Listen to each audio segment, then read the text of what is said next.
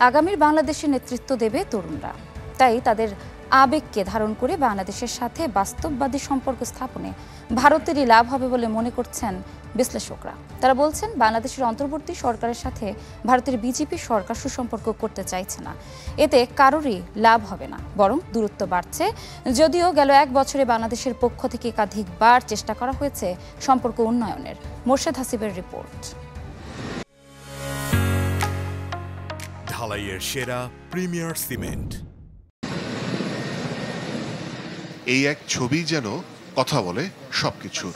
এরপরেই শুরু হয় ভারত বাংলাদেশ তিক্ততার সমীকরণ। হিন্দুরা যে মার খাচ্ছে শুধুমাত্র হিন্দু হওয়ার জন্য বাংলাদেশে। অন্তর্বর্তী সরকার দায়িত্ব নেওয়ার পর থেকে চলছে ভারতীয় গণমাধ্যমের প্রোপাগান্ডা। এরপর পররাষ্ট্র মন্ত্রণালয় পর্যায় থেকে রাষ্ট্রের সর্বোচ্চ নেতা সব পর্যায়ের বৈঠকেই শীতল সম্পর্কের বরফ গলানোর চেষ্টা হয় বহুবার। তবে খোলা চোখে লাভ হয়নি কিছুই, বরং শেখ হাসিনাকে ফেরত চেয়ে লেখা চিঠির জবাব মেলেনি এখনো। চেয়েছি যে তাকে ফেরত দেওয়া হোক, যাতে বিচারের সম্মুখীন করা যায়। ভারত থেকে কোনো এটার পজিটিভ রেসপন্স আমাদের কাছে আসেনি, আমরা অপেক্ষা করছি। বিশ্লেষকদের মতে বাংলাদেশের জনগণের আকাঙ্ক্ষা বুঝতে সম্পূর্ণরূপে ব্যর্থ ভারত। সম্পর্ক উন্নয়নে গেল এক বছরে তাই কোনো পদক্ষেপ নেয়নি দিল্লি। নাজুক এই পরিস্থিতি কাটাতে তাই দেশটিকে এগিয়ে আসতে হবে বলে মনে করছেন তারা।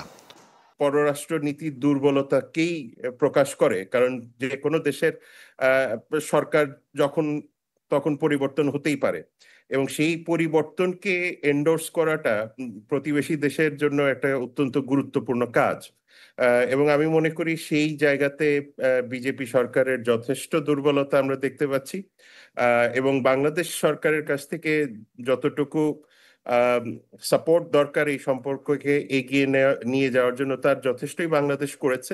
আগামী যে সময়টা আমাদের আসছে, সেটা যে এই সরকার থাকুক কি যে অন্য সরকারই আসুক, এই তরুণ প্রজন্মের প্রত্যাশার জবাব বা এই তরুণ প্রজন্মের প্রত্যাশা কিন্তু তারা মিট করতে হবে বা প্রত্যাশাটা পূরণ করতে হবে, এবং সেই কাজটা কিন্তু সহজ হবে বলে মনে হয় না। অনেক বড় চ্যালেঞ্জ, এবং সেই চ্যালেঞ্জ মোকাবেলায় অভ্যন্তরীণভাবে যেমন আমাদের অনেক বেশি সৃজনশীল সুশাসনের আইনের শাসনের ভিত্তিতে দেশ পরিচালনা করতে হবে, অন্যদিকে আমাদের অংশীদাররা যারা আছে তাদের সাথেও আমরা সুষম সম্পর্ক গড়ে তবেই সেই অগ্রযাত্রাকে সামনের দিকে এগিয়ে নিয়ে যেতে হবে। তরুণদের হাত ধরে যে নতুন বাংলাদেশের সূচনা, তার আবেগের প্রতি দিল্লিকে শ্রদ্ধাশীল হওয়ার আহ্বান উভয় বিশ্লেষকের। মোর্শেদ হাসিব, চ্যানেল 24, ঢাকা।